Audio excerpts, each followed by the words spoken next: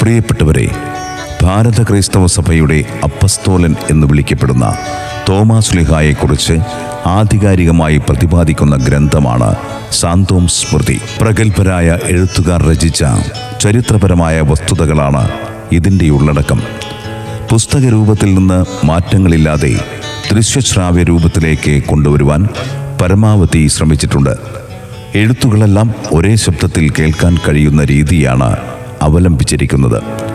പരിമിതികൾക്കുള്ളിൽ നിന്ന് ചെയ്തിരിക്കുന്ന ഈ സംരംഭത്തിലെ സാങ്കേതിക പോരായ്മകളുണ്ടെങ്കിൽ സദയം ക്ഷമിക്കുമെന്ന് പ്രതീക്ഷിക്കുന്നു.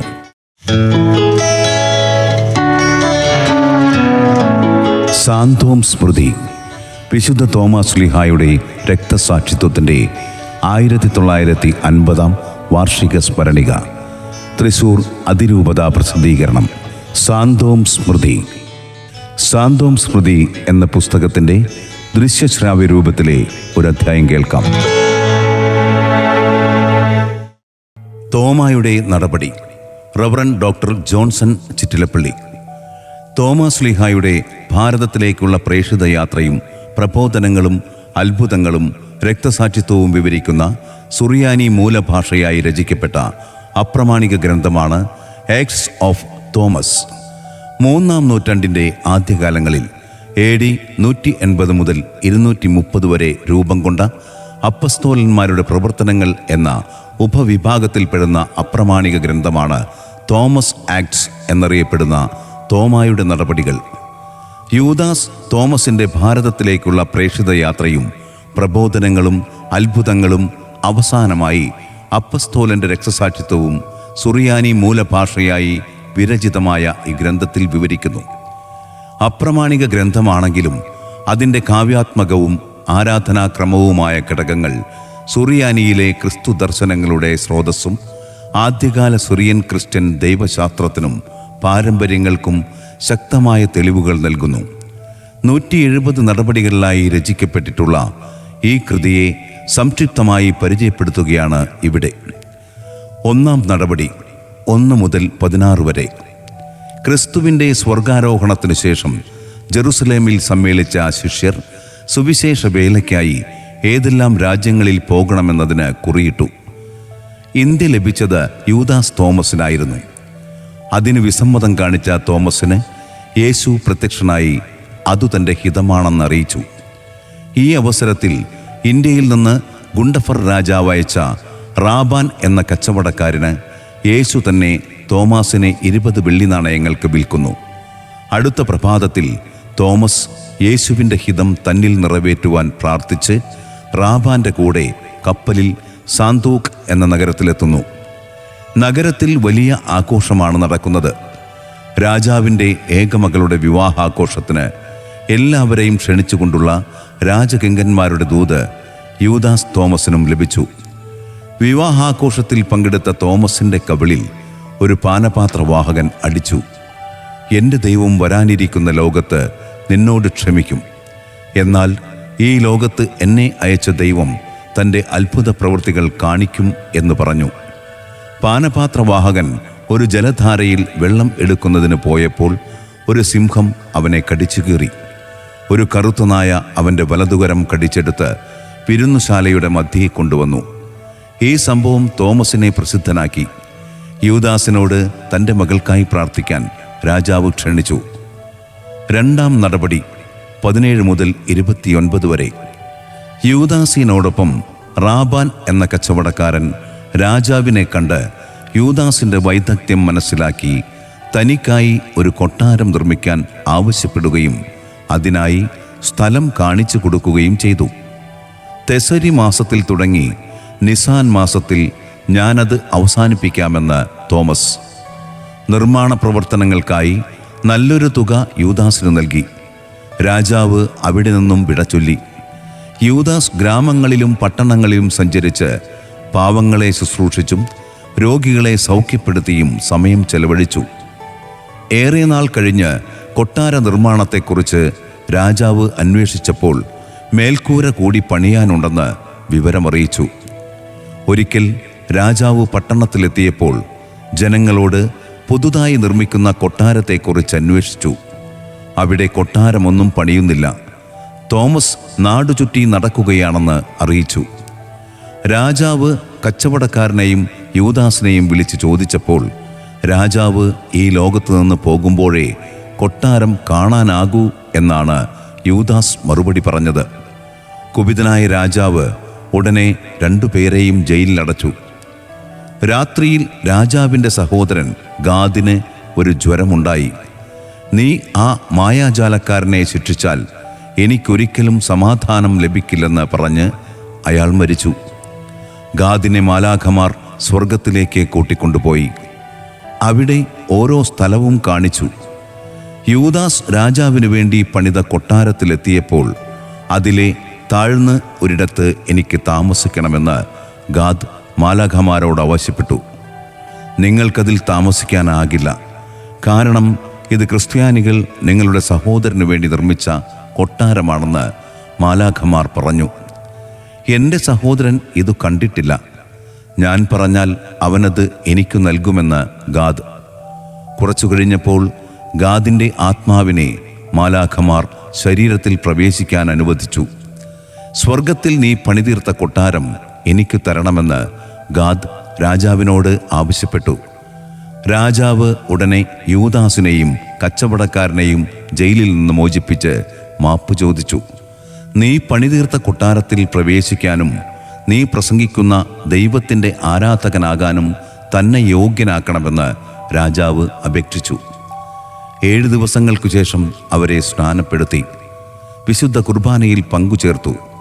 അനേകർ അവരുടെ കൂടെ ചേർന്നു. 3-ാം നടപടി 30 മുതൽ 38 വരെ.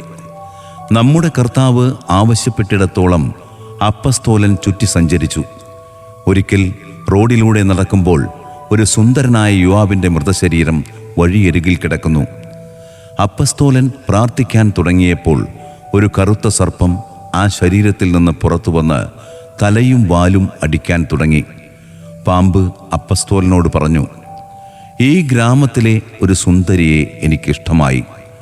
എന്നാൽ ഒരു യുവാവ് അവളെ സ്നേഹിക്കുകയും അവളോടൊത്ത് ചയിക്കുകയും ചെയ്തു. ആ രാത്രി യുവാവ് എൻ്റെ അടുത്തുകൂടെ നടന്നു പോകുമ്പോൾ ഞാൻ അവനെ കൊത്തിക്കൊന്നു. യൂദാസ് ആ പാമ്പിനോട്, നീ യഥാർത്ഥത്തിൽ ആരാണെന്ന് ചോദിച്ചു. ആ പാമ്പ് താൻ പിശാചാണെന്ന് സ്വയം വെളിപ്പെടുത്തി. ഇതെല്ലാം കേട്ട് കുറേ ആളുകൾ അവിടെ നിന്നിരുന്നു. അപ്പസ്തോലൻ പാമ്പിനോട് യുവാവിൽ നിന്ന് വിഷം തിരിച്ചെടുക്കാൻ ആവശ്യപ്പെട്ടു. പാമ്പ് മുഴുവൻ വിഷവും തിരിച്ചെടുത്തപ്പോൾ യുവാവ് എഴുന്നേറ്റ് നിന്നു. പാമ്പ് അവിടെ കിടന്ന് പൊട്ടിത്തെറിച്ചു. അതിനെ അവിടെ കുഴിച്ചിട്ടു. യൂദാസ് അവിടെ കൂടിയിരുന്നവരോട് കർത്താവായ മിശിഹായെക്കുറിച്ചും ഒരിക്കലും നശിക്കാത്ത സ്വർഗനിധിയെക്കുറിച്ചും സംസാരിച്ചു. ദൈവത്തിൻ്റെ ദാസരും അവിടുത്തെ ഹിതം നിറവേറ്റുന്നവരുമാകുവാൻ അവരെ ഉദ്ബോധിപ്പിച്ചു. 4-ാം നടപടി 39 മുതൽ 41 വരെ. അപ്പസ്തോലൻ ജനങ്ങളോട് സംസാരിച്ചു കൊണ്ട് നിൽക്കുമ്പോൾ ഒരു കഴുത അവിടെ വന്നു. അതിനോട് യൂദാസ് ദൈവനാമത്തിൽ സംസാരിക്കാൻ ആവശ്യപ്പെട്ടു. ഉടനെ അത് സംസാരിക്കാൻ തുടങ്ങി.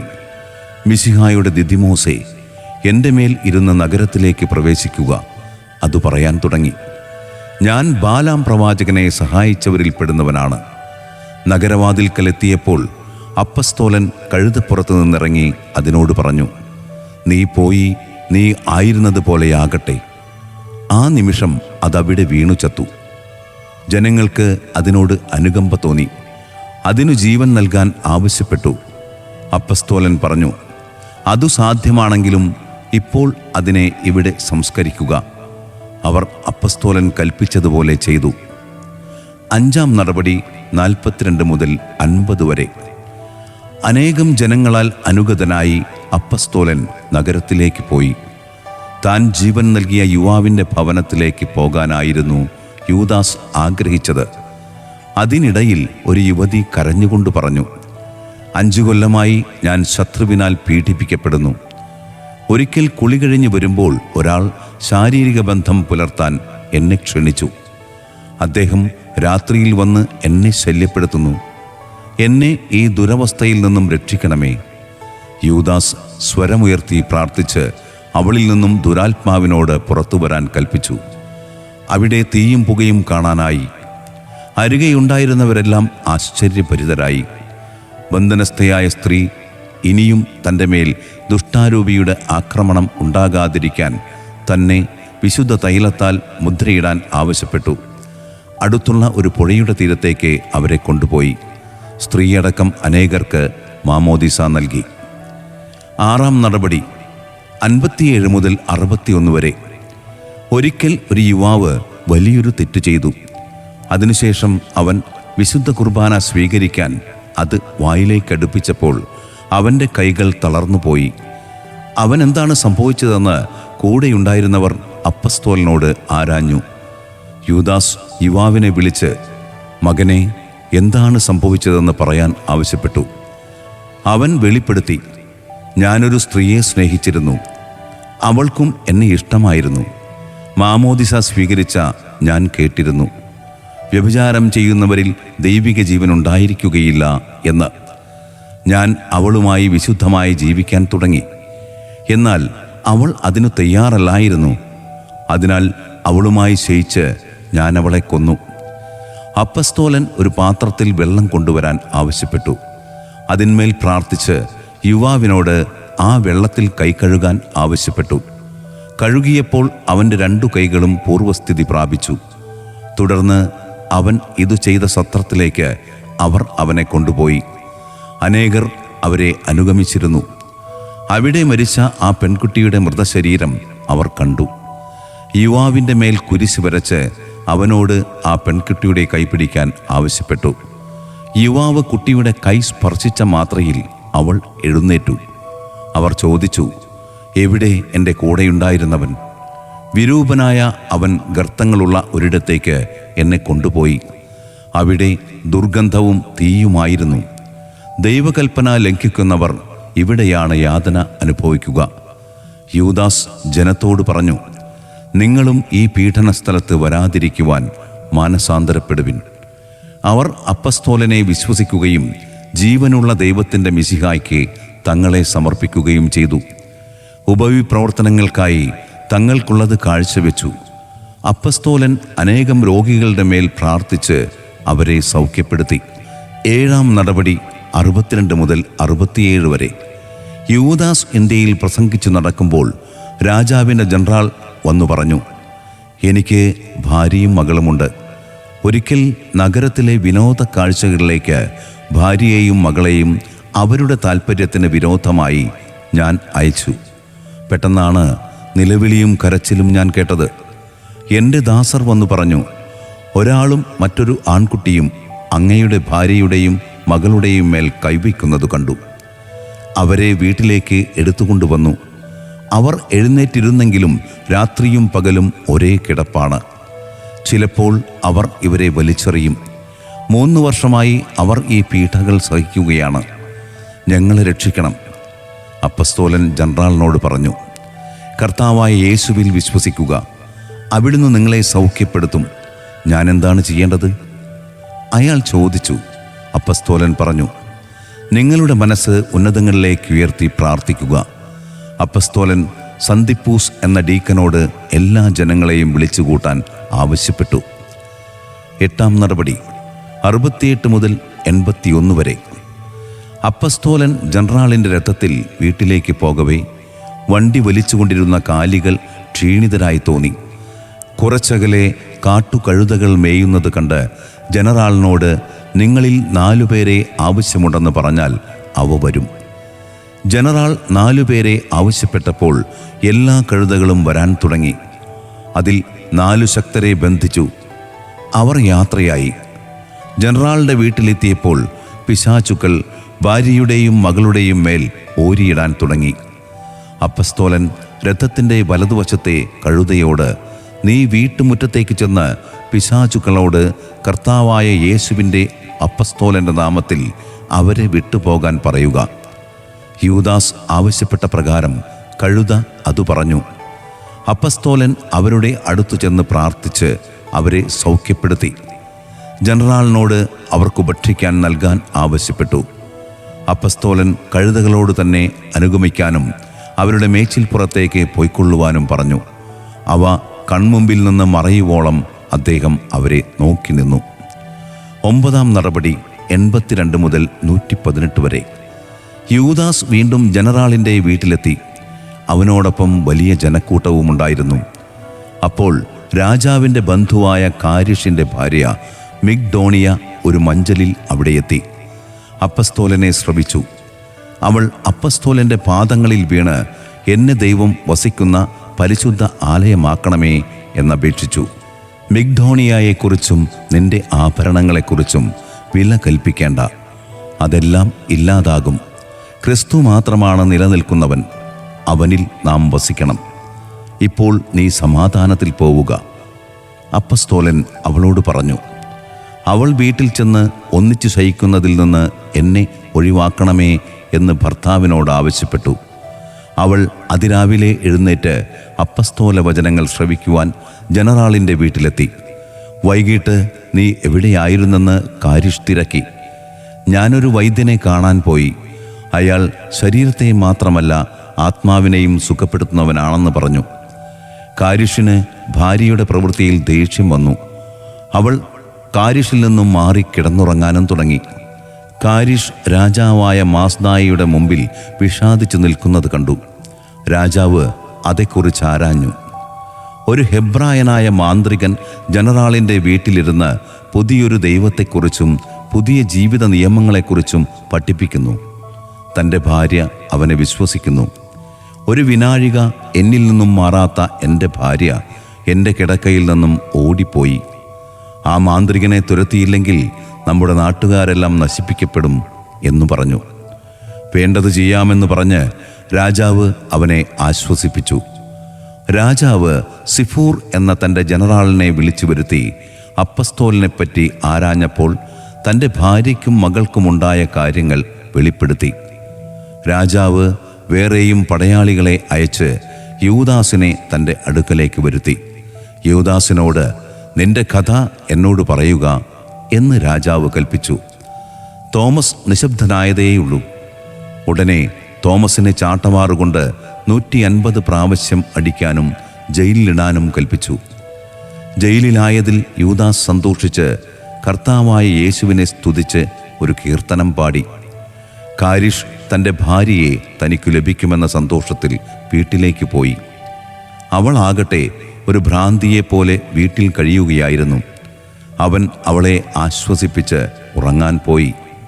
മിഗ്ഡോണിയ 20 നാണയമെടുത്ത് ജയിൽ പാറാവുകാരന് നൽകാനും യൂദാസിനെ കാണാനും പുറപ്പെട്ടു. ആ സമയം യൂദാസ് തൻ്റെ പക്കലേക്ക് വരുന്നത് കണ്ടു. അത് മറ്റൊരു പ്രഭുവാണെന്ന് കരുതി വേറൊരു വഴിയിലൂടെ അവൾ നടന്നു. 10-ാം നടപടി 119 മുതൽ 133 വരെ. അപ്പസ്തോലിനെ കണ്ട് ഭയചകിതയായി മിഗ്ഡോണിയ ചോദിച്ചു, അങ്ങ് എങ്ങനെ ജയിലിൽ നിന്ന് ഇവിടെ എത്തി? യൂദാസ് പറഞ്ഞു, നമ്മുടെ കർത്താവായ മിശിഹ എല്ലാ ശക്തികളെക്കാളും ശക്തനാണ്. അവിടുന്ന് ജയിൽവാതിൽ തുറന്നു. മിഗ്ഡോണിയ യൂദാസിനെ തൻ്റെ വീട്ടിലേക്ക് തൻ്റെ അമ്മ നാർക്കിയുടെ അടുത്തേക്ക് കൊണ്ടുവന്നു. അപ്പസ്തോലൻ വിശുദ്ധ തൈലം കൊണ്ട് അവളുടെ നെറ്റിയിൽ കുരിശടയാളം വരച്ച് മുദ്രയിട്ട് മിഗ്ഡോണിയാക്ക് മാമോദിസ നൽകി. തുടർന്ന് അപ്പം മുറിക്കുകയും ദൈവപുത്രൻ്റെ കപ്പിൽ നിന്നും ഭാഗഭാഗിത്വം നൽകുകയും ചെയ്തു. നാർക്കിയായും ഈ അടയാളം തനിക്കും നൽകണമെന്ന് അപ്പസ്തോലിനോട് ആവശ്യപ്പെട്ടു. അവൾക്കതു നൽകി യൂദാസ് ജയിലിലേക്ക് മടങ്ങി. കാരിഷ് പ്രഭാതത്തിൽ വന്ന് നോക്കിയപ്പോൾ മിഗ്ഡോണിയായും അമ്മയും പ്രാർത്ഥിക്കുകയായിരുന്നു. അവൻ ഭാര്യയോട് പറഞ്ഞു, നീ പഴയതുപോലെയാകണം. അവളാകട്ടെ തൻ്റെ പഴയതും പുതിയതുമായ ജീവിതങ്ങളുടെ അന്തരം കാരിഷിനോട് വിവരിച്ചു. കാരിഷ് മാസ്ദായുടെ മുമ്പിൽ വന്ന് അതെല്ലാം ഉണർത്തിച്ചു. രാജാവ് അപ്പസ്തോലിനെ വിളിച്ച്, നീ എന്ത് അബദ്ധങ്ങളാണ് പഠിപ്പിക്കുന്നത് എന്ന് ചോദിച്ചു. ഞാൻ പറയുന്നതിൽ ഒരു തെറ്റ് അങ്ങ് ചൂണ്ടിക്കാണിക്കുമോ എന്ന് യൂദാസും. മിഗ്ഡോണിയായോട് കാരിഷിൻ്റെ ഭാര്യയാകുവാൻ പറയാൻ യൂദാസിനോട് രാജാവ് കൽപ്പിച്ചു. യൂദാസ് കാരിഷിൻ്റെ ഭവനത്തിലെത്തി മിഗ്ഡോണിയായോട് പറഞ്ഞു, മകളെ, കാരിഷ് ആവശ്യപ്പെടുന്നത് സമ്മതിക്കുക. തുടർന്ന് യൂദാസ് ജനറാളിൻ്റെ ഭവനത്തിലെത്തി. സിഫൂർ തങ്ങൾക്ക് മാമോദീസ നൽകുവാൻ അപ്പസ്തോലനോട് ആവശ്യപ്പെട്ടു. മാമോദീസായെക്കുറിച്ച് ഉദ്ബോധിപ്പിച്ച് പിതാവിൻ്റെയും പുത്രൻ്റെയും പരിശുദ്ധാത്മാവിൻ്റെയും നാമത്തിൽ അവർക്ക് മാമോദീസ നൽകുകയും വിശുദ്ധ കുർബാന പങ്കുവയ്ക്കുകയും ചെയ്തു. 11-ാം നടപടി 134 മുതൽ 138 വരെ. മാസ്നായി രാജാവ് യൂദാസ് തോമസിനെ ജയിലിൽ അടച്ചതിനു ശേഷം തൻ്റെ ഭവനത്തിൽ വന്നു. തൻ്റെ ഭാര്യ ടെർസിയായോട് മെഗ്ഡോണിയ ഇപ്പോഴും ആ മന്ത്രവാദി പറയുന്നതാണ് കേൾക്കുന്നതെന്നും നീ അവളോട് അവളുടെ ഭർത്താവ് പറയുന്നത് കേൾക്കണമെന്നും പറയാൻ പറഞ്ഞു. ടെർസിയ മെഗ്ഡോണിയായോട് സംസാരിച്ചപ്പോൾ അവൾക്കും അപ്പസ്തോലനെ കാണണമെന്ന് തോന്നി. അദ്ദേഹത്തെ കേട്ട അവളും ആ മാർഗം സ്വീകരിക്കാൻ തയ്യാറായി. ടെർസിയ വീട്ടിൽ വന്നു. രാജാവും ആ മാർഗം സ്വീകരിക്കാൻ ആവശ്യപ്പെട്ടു. മാസ്നായി ജയിലിൽ പടയാളികളുടെ അടുത്ത് വന്ന് കൽപ്പിച്ചു, ഞാൻ രാജകൊട്ടാരത്തിൽ വിധി പറയുന്ന ഹാളിൽ അവനെ കൊണ്ടുവരിക. പടയാളികൾ രാജകൽപ്പനയനുസരിച്ച് തോമസിനെ അവിടേക്ക് കൊണ്ടുപോയി. 12-ാം നടപടി 139 മുതൽ 149 വരെ. മാസ്നായുടെ പുത്രൻ ബിസാൻ ജയിലിൽ വന്ന് തനിക്ക് യൂദാസിനോട് സംസാരിക്കണമെന്ന് ജയിൽ പാറാവുകാരനോട് ആവശ്യപ്പെട്ടു. ആരാണ് നിങ്ങളുടെ ദൈവം? അത് മാന്ത്രിക വിദ്യയാണെങ്കിൽ എന്നെ പഠിപ്പിക്കൂ. ഞാൻ രാജാവിനോട് പറഞ്ഞ് വെറുതെ നിങ്ങളെ വിടാം.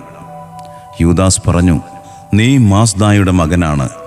രാജാവ് ഇല്ലാതാകും. യേശു എന്ന നിത്യം നിലനിൽക്കുന്ന രാജാവിൻ്റെ ദാസനാണ് ഞാൻ. തദവസരത്തിൽ രാജാവ് അവിടെയെത്തി.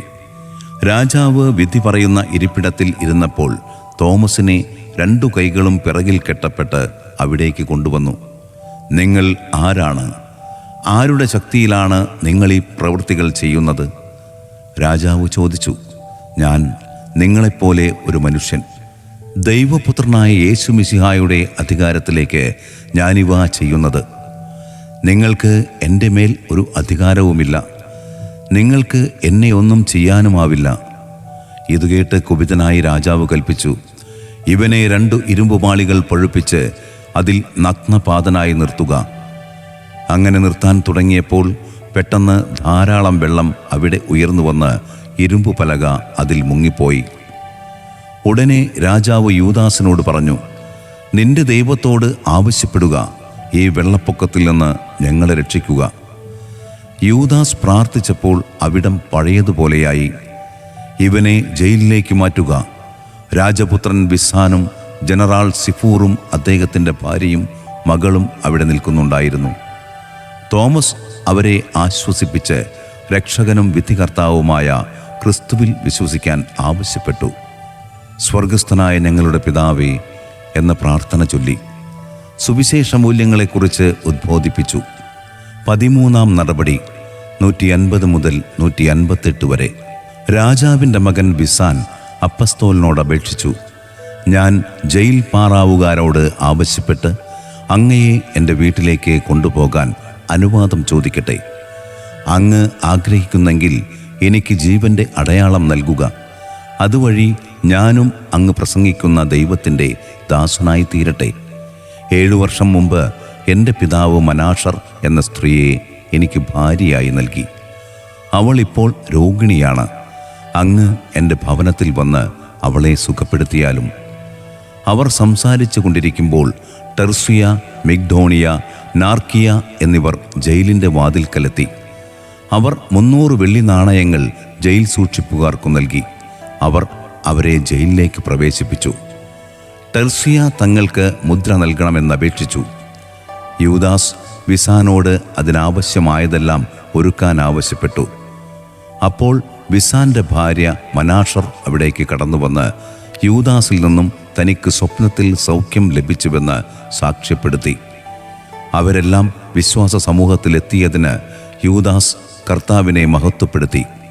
എല്ലാവർക്കും വിശുദ്ധ തൈലം കൊണ്ട് അഭിഷേകം നൽകി. മാമോദീസായ്ക്കു ശേഷം വിശുദ്ധ കുർബാനയും പങ്കുവച്ചു. വിശുദ്ധ കുർബാന ആത്മാക്കളുടെയും ശരീരത്തിൻ്റെയും സൗഖ്യത്തിനും നിത്യജീവനുമായി ഭവിക്കട്ടെ എന്ന് അപ്പസ്തോലൻ പറഞ്ഞപ്പോൾ ആമേൻ എന്ന് അവർ പ്രത്യുത്തരം നൽകി. രക്തസാക്ഷിത്വം 159 മുതൽ 170 വരെ. യൂദാസ് ജയിലിലേക്ക് മടങ്ങുമ്പോൾ ഞാൻ ഇനിയും ഈ ലോകത്ത് വെച്ച് നിങ്ങളോട് സംസാരിക്കുകയില്ല. ഞാൻ നമ്മുടെ കർത്താവ് ഈശോ മിശിഹായുടെ അടുത്തേക്ക് എടുക്കപ്പെടാറായി എന്ന് പറഞ്ഞു. യൂദാസ് അവരെ പിരിഞ്ഞ് ജയിലിലേക്ക് പോയി. മാസ്ദായി രാജാവ് അവനെ വധിക്കുമെന്ന് ഓർത്ത് അവർ അപ്പോൾ കരയുകയായിരുന്നു. മാസ്ദായി വിധി പ്രസ്താവിക്കുന്ന ഹാളിൽ ഇരിക്കുകയായിരുന്നു. യൂദാസിൻ്റെ വസ്ത്രം മാറ്റി അരയിൽ ബന്ധിച്ച് മാസ്ദായിയുടെ മുമ്പിൽ കൊണ്ടുവന്നു. മാസ്ദായി ചോദിച്ചു, നീ ഒരു അടിമയോ സ്വതന്ത്ര മനുഷ്യനോ? യൂദാസ് മറുപടിയായി, ഞാനൊരു അടിമയാണെന്ന് പറഞ്ഞു. രാജാവ്, അങ്ങനെയെങ്കിൽ എങ്ങനെയാണ് ഈ രാജ്യത്ത് വന്നത്? യൂദാസ് മറുപടി പറഞ്ഞു, ഞാനിവിടെ വന്നത് അനേകർക്ക് ജീവൻ നൽകുന്നതിനും അങ്ങയുടെ കൈകളാൽ ഈ ലോകത്തിൽ നിന്നും മടങ്ങുന്നതിനുമാണ്. ആരാണ് നിന്റെ യജമാനൻ? രാജാവ് ചോദിച്ചു. എൻ്റെ നാഥൻ അങ്ങയുടെയും നാഥനാണ്, ഈ ലോകത്തിൻ്റെ മുഴുവൻ നാഥനാണ്, ആകാശത്തിൻ്റെയും ഭൂമിയുടെയും കർത്താവാണ്. യേശു മിശിഹ എന്നാണ് അവന് നൽകപ്പെടുന്ന നാമം. മാസ്ദായി അവൻ്റെ മരണം എങ്ങനെയായിരിക്കണമെന്ന് ആലോചിക്കുകയായിരുന്നു. കാരണം രാജാവിൻ്റെ പ്രഭുക്കളടക്കം ഒട്ടനവധി പേർ കർത്താവിൽ വിശ്വസിച്ചിരുന്നു. മാസ്ദായി യൂദാസിനെ നഗരത്തിൻ്റെ പുറത്തേക്ക് കുറച്ച് പടയാളികളോടൊപ്പം കൊണ്ടുപോയി. അരമയിൽ സഞ്ചരിച്ച് പടയാളികൾക്ക് അവനെ ഏൽപ്പിച്ചു കൊടുത്തു. ജനങ്ങൾ അപ്പസ്തോലനെ രക്ഷിക്കാൻ പിറകെ ഓടുകയായിരുന്നു. കുന്നുകയറിയപ്പോൾ യൂദാസ് പടയാളികളോട്, ഈ ലോകത്തിൽ നിന്ന് വിട പറയുന്ന എന്നെ കേൾക്കുക, ഞാൻ പ്രസംഗിക്കുന്ന ദൈവത്തിൽ വിശ്വസിക്കുക. സുഹൃതത്തിൽ നിങ്ങൾ ചരിക്കണം, അത് സ്വാതന്ത്ര്യത്തിലേക്കും മനുഷ്യമഹത്വത്തിലേക്കും ദൈവിക ജീവനിലേക്കും നയിക്കും. യൂദാസ് വിസാനോട് പറഞ്ഞു, കാവൽക്കാർ രാജാവിൻ്റെ ഹിതം നിറവേറ്റട്ടെ, എന്നെ പ്രാർത്ഥിക്കാൻ അനുവദിക്കുക. വിസാൻ പടയാളികളോട് യൂദാസിനെ പ്രാർത്ഥിക്കാൻ അനുവദിക്കണമെന്നാവശ്യപ്പെട്ടു. കുറച്ചു നേരം കഴിഞ്ഞ് യൂദാസ് പടയാളികളോട് പറഞ്ഞു, വന്ന് നിങ്ങളെ അയച്ചവൻ്റെ ഇഷ്ടം നിറവേറ്റുക. പടയാളികൾ ഒരുമിച്ച് വന്ന് അവനെ കുത്തി. അവൻ മരിച്ചു വീണു. സഹോദരങ്ങൾ കരയുകയായിരുന്നു. പട്ടുവസ്ത്രങ്ങൾ പുതപ്പിച്ച് യൂദാസിനെ അവർ രാജാക്കന്മാരുടെ കല്ലറയിൽ സംസ്കരിച്ചു. സിഫൂറും വിസാനും നഗരത്തിലേക്ക് മടങ്ങാതെ ദിവസം മുഴുവനും രാത്രിയും അവിടെയിരുന്നു. യൂദാസ് പ്രത്യക്ഷപ്പെട്ട് പറഞ്ഞു, ഞാനിവിടെയില്ല. എന്തിനാണ് നിങ്ങൾ എന്നെ ഇവിടെ കാത്തിരിക്കുന്നത്? ഞാൻ എൻ്റെ നാഥൻ്റെ പക്കലേക്ക് പോകുവാനാണ് ഞാൻ കാത്തിരുന്നതും. മാസ്ദായും കാരിഷും മിഗ്ദോണിയായും ടെർസിയായെയും വളരെ പീഡിപ്പിച്ചു. എന്നാൽ അവർ അവരുടെ ഹിതത്തിന് വഴങ്ങിയില്ല. യൂദാസ് അവർക്ക് പ്രത്യക്ഷനായി അവരെ ആശ്വസിപ്പിച്ചു. എല്ലാ സഹോദരങ്ങളും ഒന്നിച്ച് പ്രാർത്ഥനയിലും വിശുദ്ധ കുർബാനയിലും പങ്കുചേർന്നു. കാരണം തോമസ് മരിക്കുന്നതിന് മുമ്പ് സിഫൂറിനെ ഒരു പുരോഹിതനും വിസാനെ ഒരു ഡീക്കനുമായി അഭിഷേചിച്ചിരുന്നു. കുറച്ചു കഴിഞ്ഞപ്പോൾ മാസ്ദായുടെ ഒരു മകന് പൈശാചിക ബന്ധനമുണ്ടായി. മാസ്ദായി ചിന്തിച്ചു, ഞാൻ കുഴിമാടത്തിൽ നിന്ന് ദൈവത്തിൻ്റെ അപ്പസ്തോലൻ്റെ ഒരെല്ല് എൻ്റെ മകൻ്റെ മേൽ വെച്ചാൽ അവൻ സുഖപ്പെടും. യൂദാസ് ഒരു ദർശനത്തിൽ പ്രത്യക്ഷനായി പറഞ്ഞു, നീ ജീവിക്കുന്നവനിൽ വിശ്വസിച്ചില്ല, മരിച്ചവനിൽ വിശ്വസിക്കുന്നുവോ? ഭയപ്പെടേണ്ട, എൻ്റെ കർത്താവായ മിശിഹ തൻ്റെ കരുണയിൽ നിന്നോട് ദയ കാണിക്കും. യൂദാസിൻ്റെ അസ്ഥികൾ രാജാവ് അവിടെ കണ്ടില്ല. അത് രഹസ്യമായി പാശ്ചാത്യ നാട്ടിലേക്ക് കൊണ്ടുപോയിരുന്നു.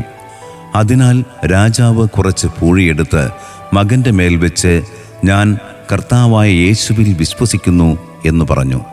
മകൻ സൗഖ്യപ്പെട്ടു, വിശ്വാസ സമൂഹത്തോട് ചേർന്നു. രാജാവ് സിഫൂർ പുരോഹിതൻ്റെ മുമ്പിൽ കുനിഞ്ഞ് എല്ലാ സഹോദരന്മാരോടും കർത്താവായ യേശു മിശിഹായുടെ രാജ്യത്തിൽ എന്നേക്കും ഞാൻ കരുണ കണ്ടെത്താൻ ഇടയാക്കുവാൻ പ്രാർത്ഥിച്ചു. ഇവിടെ കർത്താവായ യേശു മിശിഹായുടെ അപ്പസ്തോലൻ യൂദസ് തോമസിൻ്റെ നടപടികളും ഇന്ത്യയിൽ മാസ്ദായി രാജാവിൻ്റെ കൈകളാൽ വരിച്ച രക്തസാക്ഷിത്വവും അവസാനിക്കുന്നു. പിതാവിനും പുത്രനും പരിശുദ്ധിയുടെ റൂഹായ്ക്കും ഇപ്പോഴും എപ്പോഴും അനാദികാലങ്ങളിലും മഹത്വമുണ്ടാകട്ടെ. ആമേൻ. ഉപസംഹാരം. യൂദാസ് തോമസിൻ്റെ നടപടികൾ യേശുക്രിസ്തുവിൻ്റെ രക്ഷാകര വേലയുടെ സംഗ്രഹമാണ് വെളിപ്പെടുത്തുന്നത്.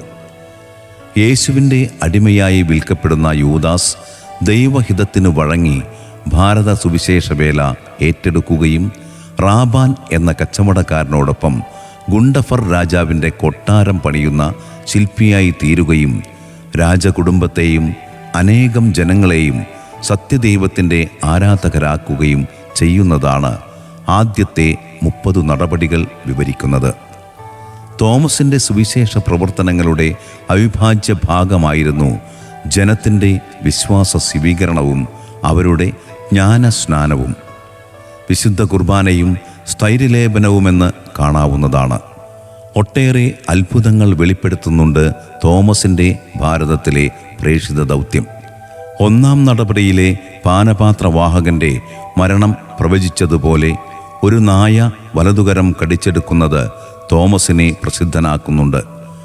2-ാം നടപടിയിൽ ഗുണ്ടഫർ രാജാവിൻ്റെ സഹോദരൻ ഗാദിൻ്റെ മരണവും സ്വർഗത്തിൽ അദ്ദേഹം അപ്പസ്തോലൻ പണിതീർത്ത കൊട്ടാരം ദർശിക്കുന്നതും രാജാവിൻ്റെ മാനസാന്തരത്തിനിടയാക്കുന്നത് കൗതുകമുണർത്തുന്ന വിവരണമായി. 3-ാം നടപടിയിൽ മൃതനായ യുവാവിന് ജീവൻ തിരിച്ചു കിട്ടുന്നത് ആളുകൾ ദൈവദാസരായിത്തീരുന്നതോടെയാണ് അവസാനിക്കുന്നത്. 4-ാം നടപടിയിൽ കഴുത സംസാരിക്കുന്നതും 5-ാം നടപടിയിൽ 5 കൊല്ലമായി ഒരു യുവതി അനുഭവിച്ച പൈശാചിക ബന്ധനത്തിൽ നിന്നുള്ള മോചനവുമാണ് നമുക്ക് ലഭിക്കുന്നത്. ഇവിടെ അപ്പസ്തോലൻ്റെ സുവിശേഷ വേലയിൽ ഒരു ഡീക്കൻ മാമോദീസായ്ക്കും വിശുദ്ധ കുർബാനയ്ക്കും അപ്പസ്തോലനെ സഹായിക്കുന്നതായി കാണുന്നു. 6-ാം നടപടിയിൽ വിശുദ്ധ കുർബാനയുടെ മഹത്വം ദർശിക്കുന്ന വിവരമാണുള്ളത്. യോഗ്യതയോടെയല്ലാതെ കുർബാന സ്വീകരിക്കുന്ന യുവാവിൻ്റെ കൈകൾ തളർന്നു പോവുകയും പാപകരമായ അവസ്ഥ ഏറ്റുപറഞ്ഞ് കൈ കഴുകുമ്പോൾ കൈകൾ പൂർവസ്ഥിതി പ്രാപിക്കുന്നതും പാപമോചനമെന്ന കൂദാശയെ അവതരിപ്പിക്കുന്നു. 7-ാം നടപടിയിൽ രാജാവിൻ്റെ ജനറാളിൻ്റെ ഭാര്യയ്ക്കും മകൾക്കുമുണ്ടായ പിശാചുബാധയും സൗഖ്യവുമാണ് വിവരിക്കുന്നത്. 8-ാം നടപടിയിൽ കാട്ടുകഴുതകൾ അപ്പസ്തോലിനെ അനുസരിക്കുന്നതും പിശാചിനെ പുറത്താക്കുന്നതും നാം കാണുന്നു. 9-ാം നടപടിയിലാണ് മാസ്ദായി രാജാവിൻ്റെ ബന്ധു കാരിഷ് എന്നയാളുടെ ഭാര്യ മിഗ്ദോണിയ യൂദാസിൻ്റെ വചനം കേൾക്കുന്നതും അപ്പസ്തോലൻ്റെ രക്തസാക്ഷിത്വത്തിലേക്ക് നയിച്ച കാര്യങ്ങൾ ആരംഭിക്കുന്നതും. ഇവിടെ മുതൽ തോമസ് അപ്പസ്തോലൻ ജയിലിലാണ്. 10-ാം നടപടിയിലാണ് മിഗ്ദോണിയായും നാർക്കിയായും മാമോദീസ സ്വീകരിക്കുന്നത്. 11-ാം നടപടി മാസ്ദായി രാജാവിൻ്റെ ഭാര്യ ടർസുയ അപ്പസ്തോലൻ പ്രസംഗിച്ച മാർഗം സ്വീകരിക്കുന്നു. 12-ാം നടപടിയിൽ രാജപുത്രനായ വിസാനെ പരിചയപ്പെടുകയും അവിടെയുണ്ടായ വെള്ളപ്പൊക്കം അവസാനിപ്പിക്കുന്ന അത്ഭുതത്തിന് നാം സാക്ഷ്യം വഹിക്കുകയും ചെയ്യുന്നു. യൂദാസിൻ്റെ നടപടിയിൽ സ്വർഗസ്ഥനായ പിതാവേ എന്ന പ്രാർത്ഥന ഇവിടെയാണ് നമുക്ക് ലഭിക്കുക. 13-ാം നടപടി വിസാൻ ജീവൻ്റെ മാർഗം സ്വീകരിക്കുന്നതും വിസാൻ്റെ ഭാര്യ മനാഷർ രോഗസൗഖ്യവും എല്ലാവരും മാമോദീസായും വിശുദ്ധ കുർബാനയും സ്വീകരിക്കുന്നതും വിവരിക്കുന്നു. രക്തസാക്ഷിത്വം എന്ന ഭാഗത്തിൽ മാസ്ദായ് യൂദാസിനെ വിചാരണ ചെയ്യുന്നു. യൂദാസിനെ പടയാളികളെ ഏൽപ്പിച്ചു കൊടുത്ത് നഗരത്തിന് വെളിയിൽ കൊണ്ടുവന്ന് ഒരു കുന്നിന്മേൽ വെച്ച് വധിക്കുന്നു. സഹോദരങ്ങൾ തോമസിൻ്റെ മൃതശരീരം രാജപ്രൗഢിയോടെ സംസ്കരിക്കുന്നു. മരണശേഷം യൂദാസ് തോമസ് ശിഷ്യഗണത്തിലേക്ക് പ്രത്യക്ഷപ്പെടുന്നുണ്ട്. അപ്പസ്തോല പ്രവർത്തനം തുടങ്ങുന്ന പുരോഹിതനായി സിഫൂറും ഡീക്കനായി വിസാനും മാറുന്നുണ്ട്. പൈശാചികാക്രമണത്തിന് വിധേയനായ മാസ്ദായുടെ മകൻ്റെ സൗഖ്യത്തോടും രാജാവിൻ്റെ മാനസാന്തരത്തോടും കൂടെ തോമസിൻ്റെ നടപടികൾ സമാപിക്കുന്നു. തോമസിൻ്റെ നടപടികളുടെ വർത്തമാന രൂപമനുസരിച്ച് തോമസ് അപ്പസ്തോലൻ തെക്കേ ഇന്ത്യ സന്ദർശിച്ചു എന്നത് ഒരു യാഥാർത്ഥ്യമാണ്. എന്നാൽ ഗുണ്ടഫർ, മസ്ദായ് എന്നീ രാജാക്കന്മാരുടെ ചില വിവരണങ്ങൾ തമ്മിലുള്ള പൊരുത്തക്കേടുകൾ ശാസ്ത്രീയമായി ഇനിയും വ്യക്തമാക്കപ്പെടേണ്ടതുണ്ട് എന്ന അനുമാനത്തിലാണ് ചില ചരിത്ര പഠനങ്ങൾ എത്തിച്ചേരുന്നത്.